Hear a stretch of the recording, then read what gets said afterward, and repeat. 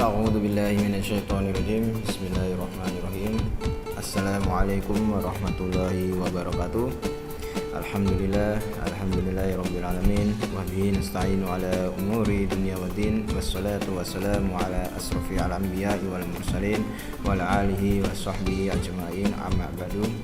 Yang pertama-tama marilah kita panjatkan puja dan puji syukur kita kehadirat Allah Subhanahu wa taala yang senantiasa memberikan kita rahmatnya yang begitu luas sehingga kita masih diberikan namanya nikmat iman, nikmat Islam, sehingga kita masih bisa mengikuti setiap pembelajaran yang diberikan oleh ustaz dan ustazah kita.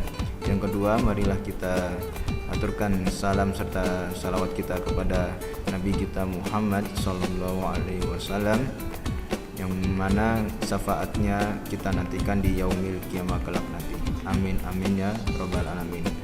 Alhamdulillah, anak-anakku yang saya banggakan, pada pertemuan sebelumnya kita sudah melaksanakan atau kita sudah mempelajari tentang bab iman kepada kitab-kitab Allah, yang mana iman kepada kitab-kitab Allah ini ya sangat berpengaruh sekali kepada aspek kehidupan kita, sehingga kita harus mempercayai apa yang ada di dalam kitab Al-Qur'an, karena di dalam kitab Al-Qur'an tersebut ya terdapat pedoman tentang petunjuk ya kehidupan manusia, bagaimana ia bekerja, bagaimana dia harus menghormati orang tua dan sebagainya. Makanya dari itu iman kepada kitab-kitab Allah itu merupakan hal yang wajib kita imani, dan itu adalah mutlak ya bagi umat Islam agar mempercayai apa yang dia percayai tersebut ya. Anak-anakku yang saya banggakan, pada pertemuan kali ini ya kita akan mempelajari tentang perilaku taat, aturan kompetitif dalam kebaikan dan etos kerja. Sebelum kita beranjak pada materi yang akan Ustadz sampaikan ya, maka Ustadz akan memberikan ya sedikit renungan ya bagaimana ketika kita sudah bekerja nanti ya, ketika anak-anak sekalian sudah selesai dari namanya menuntut ilmu ya, pastinya kalian akan diwajibkan ya, apalagi kalian adalah laki-laki, pastinya kalian akan diwajibkan untuk mencari namanya rezeki ya. Namanya kita bekerja itu merupakan suatu keniscayaan ya. Bekerja merupakan usaha manusia untuk memenuhi ya kebutuhan hidup sehari-hari ya. Tanpa kita bekerja ya kita tidak mungkin bisa mendapatkan apa yang kita inginkan.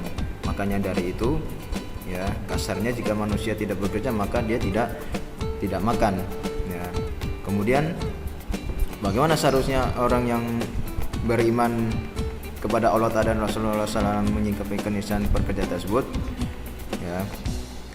Dalam surat Quran surat Hud ya ayat 6, dan tidak ada suatu binatang melata pun di bumi melainkan Allah lah yang memberi rezekinya, dan dia mengatur tempat berdiam binatang itu dan tempat penyimpanannya. Semuanya tertulis dalam kitab yang nyata, Lauhul Mahfuz ya. Tidak ada sikap lain bagi orang yang beriman kecuali harus bekerja untuk menjemput rezekinya ya, bekerja dengan etos kerja yang tinggi. Meskipun Allah Ta'ala telah menjamin rezeki seluruh makhluknya, sikap berpangku tangan tidak dibenarkan dalam ajaran agama Islam ya. Makanya dari itu ya, agama Islam itu justru mengajarkan umatnya senantiasa bekerja untuk mencari dan menjemput rezeki Allah ya. Allah tidak membenarkan atau Allah tidak memberikan kepada umatnya itu untuk berpangku tangan kepada manusia yang lain ya, atau bersandar kepada makhluk yang lain. Setidaknya harus ada usaha, karena setiap usaha itu akan diperlihatkan ya. Makanya kalau kita bekerja ya, setidaknya kita harus menjemput dan mencari rezeki Allah, karena rezeki Allah itu sangatlah luas ya, sehingga kita mampu bekerja secara etos kerja yang tinggi serta didasari dengan niat dan tujuan mencari ridha Allah, sehingga pekerjaan dan aktivitas kita itu menghasilkan menghasilkan ridha Allah dan bernilai ibadah di mata Allah sebagai tabungan yang akan dituai di akhirat kelak. Seperti pepatah, apa yang ditanam itulah yang akan dituai. Perbaiklah menanam bibit kebaikan selama hidup di dunia. Makanya yang dari itu kan kita bekerja, kita menuntut ilmu, kemudian kita mencari kerja, mencari rezeki, kemudian kita menjemput rezeki Allah, itu kita menjadikan diri kita itu sebagai makhluk yang bermanfaat bagi manusia, khairinasi anfahum linnas. Nah, pada pertemuan kali ini Ustadz akan memberikan apa saja yang akan kita pelajari di bab ini. Yang pertama adalah Quran surat An-Nisa surat keempat ayat 49, kemudian kandungannya, kemudian korelasi, kemudian hikmah perilaku taat kepada aturan, contoh perilaku taat kepada aturan, kemudian Quran surat Al-Maidah surat kelima ayat 48, kemudian kita mempelajari kandungannya, korelasi, manfaat dan hikmah kompetitif dalam kebaikan, perilaku kompetitif dalam kebaikan. Kemudian Quran surat At-Taubah surat ke-9 ayat 105, kemudian kandungannya, kemudian korelasinya dalam kehidupan sehari-hari, kemudian manfaat dan hikmah memiliki etos kerja, contoh perilaku seseorang yang memiliki etos kerja dalam kehidupan sehari-hari. Oke, langsung saja kita ke materi selanjutnya, yaitu Quran surat An-Nisa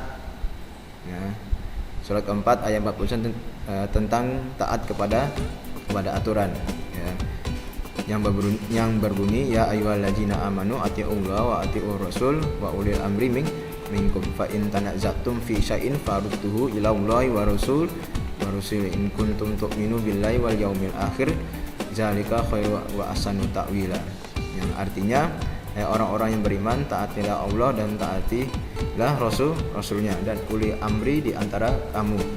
Kemudian jika kamu berlainan pendapat tentang sesuatu, maka kembalikanlah ia kepada Allah, Al-Quran dan Rasul atau sunnahnya. Jika kamu benar-benar beriman kepada Allah dan hari kemudian, yang demikian itu lebih utama bagimu dan lebih baik akibatnya. Nah, yang telah kita pelajari tadi kemudian kandungannya, kandungan Quran surat An-Nisa surat keempat ayat 59. Yang pertama adalah perintah untuk mentaati Allah Ta'ala dengan menjalankan perintahnya dan menjauhi larangannya. Yang kedua, perintah untuk mentaati Rasulullah SAW dengan mengimani dan menjalankan ajaran yang beliau sampaikan. Kemudian yang C, perintah taat kepada Allah adalah mutlak. Jadi kita apa yang Allah perintahkan kepada kita itu adalah mutlak, tidak bisa kita abaikan atau tidak bisa kita tentang apa yang diperintahkan oleh Allah. Kemudian perintah untuk menaati pemimpin, uli amri. Kemudian perintah untuk menaati pemimpin selama tidak memerintahkan hal yang dilarang oleh Allah Subhanahu wa Ta'ala. Dalam hadis sebagaimana Rasulullah SAW bersabda, an Abdullah ibni Umar radhiyallahu anhuma qala Rasulullah SAW as-sam'u wa ta'atu 'ala mar'i wal muslimi fima ahabba wa kariya ma lam yu'mar bi ma'syatin.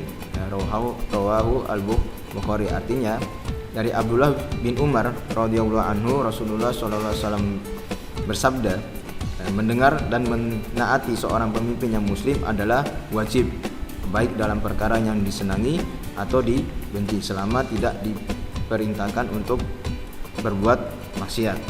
Ya, kemudian yang F, ya, Rasulullah SAW memiliki dua kedudukan. Ya, yang pertama menjelaskan hukum-hukum Allah dan menunaikan risalahnya. Yang kedua mengelola urusan masyarakat dan menjelaskan peraturan-peraturan pemerintah berdasarkan kemaslahatan umatnya. Yang F ini ya berarti seorang pemimpin ya itu memiliki dua kedudukan. Ya, berarti dia yang pertama harus menjelaskan ya hukum-hukum Allah atau harus menunaikan ya segala perintah Allah ya, dan menjauhi segala larangannya. Yang kemudian harus menunaikan risalahnya ya seperti beribadah, kemudian bermuamalah yang baik dan benar ya, dan sebagainya. Kemudian yang kedua ya dia harus bisa mengelola namanya urusan masyarakat dan menjelaskan peraturan pemerintah berdasarkan kemaslahatan umatnya ya, itu sebagai karakter seorang pemimpin itu harus bisa menyelesaikan kemaslahatan untuk umatnya. Kemudian yang G ya, jalan terbaik untuk menyelesaikan perbedaan pendapat dalam masalah agama dan urusan dunia adalah merujuk kepada Al-Quran dan Sunnah Rasul yang diterima oleh semua orang ya.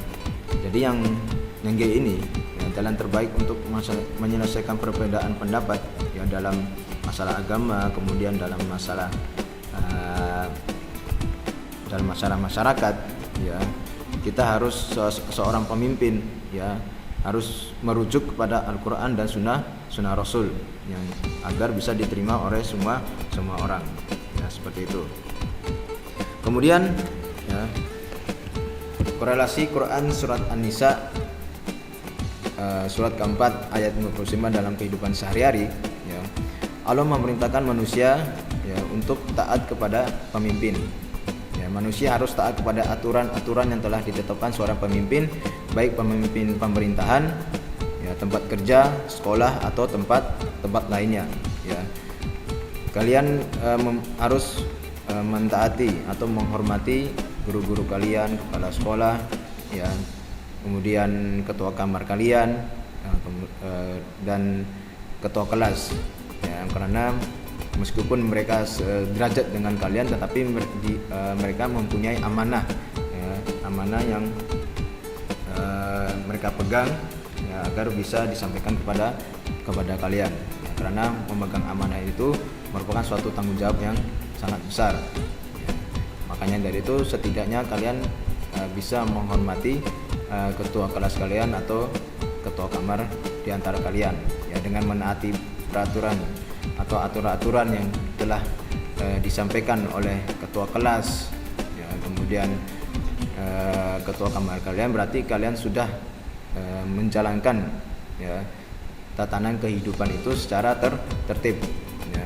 Kemudian tatanan kehidupan bermasyarakat, berbangsa dan bernegara menjadi tertib, aman, rukun dan damai.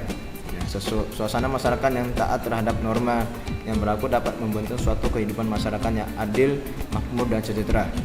Ya, Allah SWT berfirman, "Qul atii'ullaha wa rasul fa in tawallaw fa innahu la yuhibbul kafirin." Artinya, katakanlah wahai Rasul, taatilah kalian kepada Allah dan taatilah kalian kepada Rasul dengan cara menjalankan perintah-perintahnya dan menjauhi larangan-larangannya. Apabila mereka berpaling dari hal itu, sesungguhnya Allah tidak menyukai orang-orang yang kafir, melanggar perintahnya dan perintah Rasulnya. Ya, makanya dari itu, ya, apabila kita ya, tidak mentaati seorang pemimpin, ya, maka kita tidak akan disukai oleh Allah.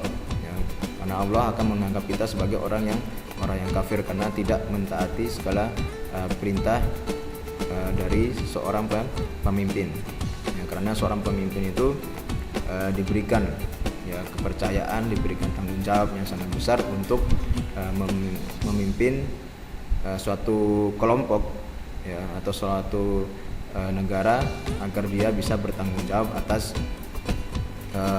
jabatannya tersebut ya. Kemudian ayat di atas yang tadi Ustadz baru bacakan, yaitu menjelaskan bahwa manusia harus taat kepada Allah SWT dan Rasulnya. Ini berarti manusia harus taat kepada norma yang berasal dari Al-Quran dan hadis.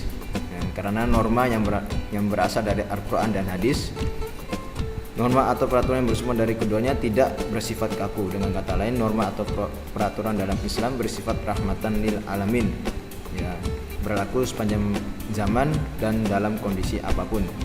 Seorang muslim yang taat kepada ajaran Al-Quran dan hadis yang merupakan pedoman hidup. Ya, jadi seorang muslim itu seharusnya dia taat kepada Al-Quran dan hadis yang merupakan pedoman hidup kita, seperti yang telah kita pelajari di bab selanjutnya tentang iman kepada kitab-kitab Allah. Seperti itu. Karena manusia ya sejatinya manusia itu awalnya merupakan makhluk individu, ya. Namun seiring dengan pertumbuhannya, ya, kodrat manusia bergeser menjadi makhluk sosial. Makanya dari itu ini disebabkan sejak lahir sampai meninggal dunia, ya, manusia senantiasa membutuhkan namanya pertolongan dan bantuan manusia lainnya. Ya, tanpa kita ada manusia lainnya, ya, maka kita tidak bisa, ya, meminta pertolongan kepada orang lain. Ya, karena kita semuanya yang hidup di dunia ini pasti membutuhkan namanya pertolongan, ya, ada maksud dan ada tujuannya. Kalau ketika ada namanya pertentangan, ya, dengan satunya sama lainnya, atau timbul namanya kepentingan di antara masing-masing, nah itu berarti ada namanya kekacauan di antara kelompok tersebut, akhirnya menimbulkan namanya suatu norma, ya, suatu peraturan yang tidak tertib. Nah, makanya dari itu dengan diberitakannya suatu pemimpin, ya, itu untuk mengatur, ya, kehidupan masyarakat agar adil, makmur dan sejahtera. Kemudian hikmah perilaku taat kepada aturan. Nah, yang pertama, hati pikiran akan tenang, ya. Kemudian kehidupan akan lebih tertata. Kemudian yang C, akan mendapatkan kemudahan dalam segala urusan, tidak ada waktu yang terbuang. Kemudian yang E, tidak akan terjerumus ke dalam keburukan. Yang F, akan mendapatkan keutamaan pahala di sisi Allah Subhanahu wa taala, ya. Hikmah dari perilaku taat kepada aturan, yang pertama pastinya hati dan pikiran akan tenang, ya. Coba anak-anak bayangkan atau anak-anak rasakan, ya, bagaimana ketika kalian menjalankan kehidupan kalian di sekolah ini dengan tertib, ya, dengan rapi, kemudian kalian menjalankan semua yang diperintahkan oleh ustadz dan ustazah kalian tanpa kalian mencelanya, ya, maka hati dan pikiran kalian akan tenang. Kemudian kehidupan kalian akan lebih tertata, ya, kehidupan kalian akan lebih tertata. Ini akan dilihat oleh ustadz dan ustazah kita, mulai dari penampilan kita, kemudian kebersihan kita, ya, kemudian dari pola pikir kita, kemudian dari kepribadian kita, ya, itu akan mendapatkan nilai plus, ya, di dalam penilaian oleh ustadz dan ustazah kita. Ya, kemudian yang C, akan mendapatkan kemudahan dalam segala urusan. Ya. Kalau anak-anak menjadi anak-anak yang tertib, ya, anak-anak yang mempunyai akhlakul karimah yang baik, ya, dan sopan, maka kalian akan mendapatkan kemudahan dalam segala urusan, ya. Kalian mengerjakan tugas, ya, pasti akan dibantu, ya kan. Kemudian kalian ketika penilaian kalian juga mungkin kalian kesusahan dalam mengerjakan ini, kemudian mungkin ustazah atau ustadznya menilai, oh ini anaknya baik, misalkan Tony ini anaknya baik, ya, rajin, ya, maka mungkin ada kemudahan atau tambahan nilai, ya, seperti itu. Kemudian tidak akan ada waktu yang terbuang, karena setiap waktu kita, ya, karena setiap waktu kita itu di manage, ya, setiap waktu kita itu di manage, dipergunakan dengan sebaik mungkin. Coba jadi kalau kita di boarding school ini, ya kita ini masih namanya belajar ya bagaimana untuk memanage waktu, karena kita jauh dari kedua orang tua kita ya. Makanya dari itu ketika kalian sudah lulus nanti ya, kalian kuliah, maka sudah tidak ada lagi orang yang akan mengingatkan kalian ya. Makanya dari itu setidaknya taat kepada aturan ini kalian tanamkan sejak sekarang ya. Mulai dari bangun tidur sampai tidur kembali ya. Nah, itu bagaimana kalian mengelola tatanan kehidupan kalian agar ketika kalian sudah kuliah ya, kalian sudah tidak tidak pusing lagi atau tidak lalai terhadap kegiatan kalian ya. Kemudian tidak akan terjerumus ke dalam keburukan ya. Kenapa? Karena setiap waktu yang kita luangkan atau setiap waktu yang kita kerjakan itu sangat penting, sehingga kita itu bisa meminimalisir namanya perbuatan-perbuatan yang tercela ya, perbuatan-perbuatan yang Allah tidak sukai ya. Kemudian akan mendapatkan keutamaan pahala di sisi Allah, karena setiap manusia atau makhluk yang lahir di muka bumi ini, ketika dia sudah mulai bekerja, maka itu akan mendapatkan keutamaan ya di sisi Allah. Karena apa? Dia berusaha, kemudian dia mencari rezeki Allah dengan keutamaan ya, atau dengan mencari ridha Allah atau ridha Allah ya, seperti itu. Kemudian contoh perilaku taat kepada aturan ya. Yang pertama, mengamalkan Al-Quran dan Sunnah Rasul ya, tidak meninggalkan sholat wajib dan ibadah-ibadah lainnya ya, selalu melaksanakan sholat wajib tepat waktu, datang ke sekolah tepat waktu, berpakaian sopan dan rapi, tertib lalu lintas ya, melaksanakan kewajiban sebagai warga negara ya. Itu adalah contoh perilaku taat kepada aturan. Kemudian selanjutnya ya, yaitu Quran surat Al-Maidah ya, surat kelima ayat 28 tentang kompetitif dalam kebaikan ya. Surat ini berbunyi wa anzalna ilaikal kitaba bil haqqi musaddiqal lima baina yadayhi minal kitabi muhaiminan alaihi fahkum bainahum bima anzalallahu wa la tattabi ahwa'ahum amma ja'aka minal haqq likulli ja'alna minkum syir'atan wa minhaja walau sya'allahu la ja'alakum ummatan wahidah walakin liyabluwakum fima atakum fastabiqul khairat ila Allahi marji'ukum jami'an fayunabbi'ukum bima kuntum fihi takhtalifun, yang artinya, dan kami telah turunkan kepadamu Al-Quran dengan membawa kebenaran, membenarkan apa yang sebelumnya, yaitu kitab-kitab yang diturunkan sebelumnya, dan batu ujian terhadap kitab-kitab yang lain. Maka putuskanlah perkara mereka menurut apa yang Allah turunkan, dan janganlah kamu mengikuti hawa nafsu mereka dengan meninggalkan kebenaran yang telah datang kepadamu. Untuk tiap-tiap umat di antara kamu berikan aturan dan jalan yang terang. Sekiranya Allah menghendaki, niscaya kamu dijadikannya satu umat saja. Tapi Allah hendak menguji kamu terhadap pemberiannya kepadamu. Maka berlomba-lombalah berbuat kebajikan, hanya kepada Allah lah kembali kamu semuanya, lalu diberitahukannya kepadamu apa yang telah kamu perselisihkan itu. Nah. Kemudian kandungan Quran surat Al-Maidah ya, surat kelima ayat 48. Yang pertama adalah Al-Quran yang diturunkan kepada Nabi Muhammad SAW mengandung semua kebenaran yang dibawa kitab-kitab sebelumnya ya. Karena Al-Quran itu merupakan kebenaran ya, semuanya di dalam Al-Quran itu merupakan kebenaran yang dibawa oleh Rasulullah SAW ya. Kemudian Yang B, ya, perintah untuk menjadikan Al-Quran sebagai referensi dalam memutuskan perkara baik dalam agama maupun dunia. Ya. Jadi setiap perintah, ya, dalam memutuskan segala sesuatu kita harus merujuk kepada Al-Quran. Ya.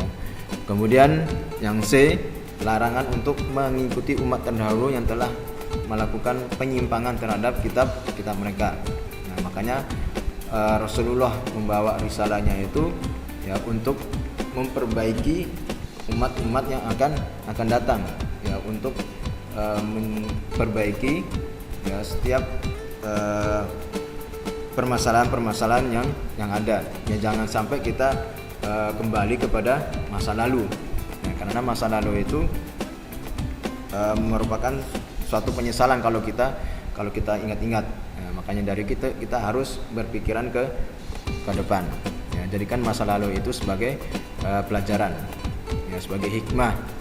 Ya, seperti itu. Kemudian yang D, perintah untuk menaati sunnah Rasulullah yang merupakan penjelas aturan-aturan yang ada dalam Al-Quran. Ya. Kemudian yang E, Allah Ta'ala yang menurunkan syariat yang berbeda antara satu nabi dengan nabi-nabi yang lain sesuai dengan kemaslahatan umatnya. Yang F, adanya berbagai macam umat dengan berbagai macam syariat, bertujuan untuk menguji keimanan dan ketaatan setiap umat terhadap syariat yang dibawa oleh setiap nabi. Yang G, perintah agar seorang melaksanakan ketaatan dan tidak menundanya, perintah untuk berlomba-lomba dalam mengerjakan kebaikan, dan yang terakhir adalah Allah Ta'ala akan memberikan balasan bagi setiap amalan yang dilakukan oleh seseorang. Ya, setiap apa yang kita kerjakan itu akan diminta dipertanggungjawaban oleh Allah di yaumil kelak, di yaumil kiamah kelak nanti. Ya, seperti itu. Kemudian, ya, korelasi Quran surat Al-Maidah surat kelima ayat 48, ya, selain mengajarkan berbuat baik, ya, Islam juga mengajarkan seorang muslim untuk berlomba-lomba dalam kebaikan, ya, fastabiqul khairat. Ya, jadi perintah kompetitif bertujuan agar manusia senantiasa segera melakukan kebaikan dan meningkatkan kualitas kebaikan. Ya. Kebaikan yang diajarkan dalam agama Islam tidak hanya beribadah kepada Allah Subhanahu wa Ta'ala saja, tetapi juga dalam muamalah harus ada keseimbangan antara dunia dan akhirat. Ya, sikap kompetitif terbagi menjadi dua. Yang pertama dalam hal ibadah dan yang kedua dalam masyarakat. Ya, yang pertama adalah kompetitif dalam ibadah, berarti kita bersungguh-sungguh dalam melaksanakan ibadah. Ya. Ketika azan, ya, kita langsung menunaikan namanya sholat. Ya, kita dalam beribadah itu, ya, seperti kita harus berzikir, ya, karena itu kita mengingat Allah. Ya, kemudian meningkatkan kualitas ibadah kita, ya, meningkatkan dengan tidak melakukan, ya, amal ma'ruf nahi mungkar. Seperti itu. Kemudian yang kedua, sikap kompetitif dalam kehidupan bermasyarakat berarti adanya keinginan pada diri seseorang untuk mengubah tatanan kehidupan bermasyarakat agar lebih baik dari sisi materi maupun dari non materi. Ya, itu adalah sikap kompetitif dalam kehidupan masyarakat. Berarti dia ingin, ya, dia ingin melakukan namanya perbaikan kepada masyarakat, ya, seperti kerja bakti, ya kan. Kerja bakti itu kan berarti kita membersihkan, misalkan melihat sesuatu yang kumuh atau yang kotor atau tidak enak dilihat oleh mata, maka kita mempunyai sikap yang kompetitif, ya, pastinya, ya, merupakan suatu kebaikan kita mengajak teman-teman kita, ya, agar saling bahu membahu untuk sama-sama mengerjakannya, ya, untuk membersihkan apa yang tadi kita lihat itu adalah hal yang kotor, ya, seperti itu. Kemudian manfaat dan hikmah kompetitif dalam kebaikan. Yang pertama, membentuk pribadi yang taat beribadah.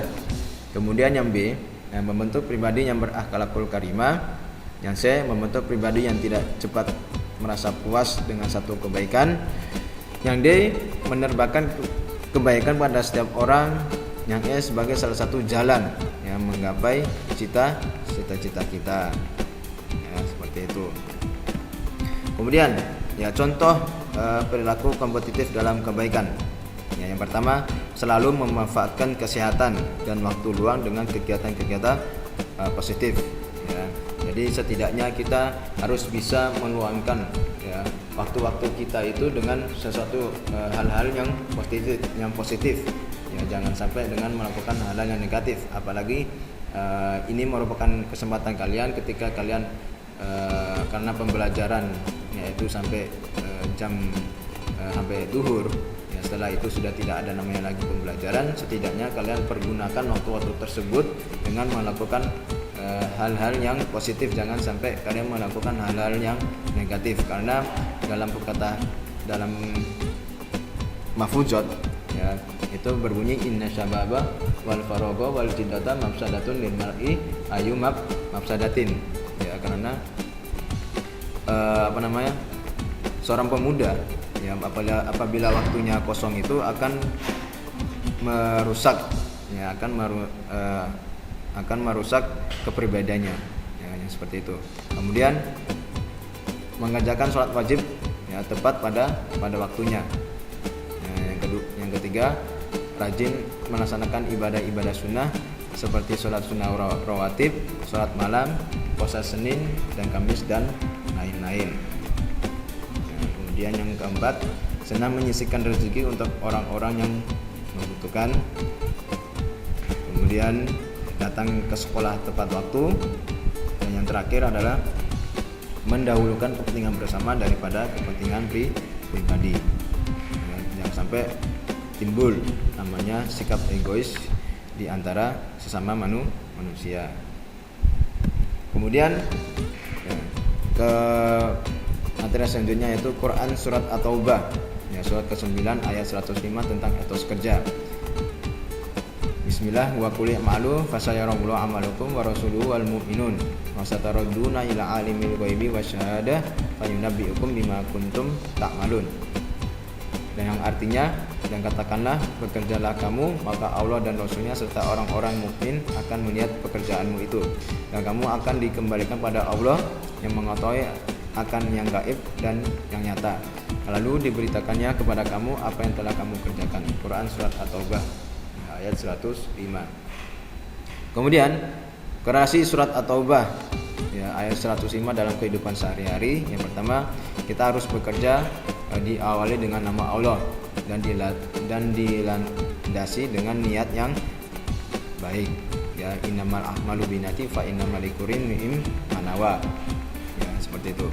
Kemudian yang B ya, bekerja secara halal dari segi jenis pekerjaan dan cara menjalankannya. Jangan sampai kita melakukan pekerjaan yang haram ya. Kemudian tujuan kerja adalah menjaga diri supaya tidak menjadi beban hidup orang lain. Nah, itu adalah tujuannya. Jangan sampai kita menyusahkan orang lain atau menjadikan diri kita tuh menjadi beban kepada orang lain. Kemudian bekerja dengan sepenuh hati atau bersungguh-sungguh ya.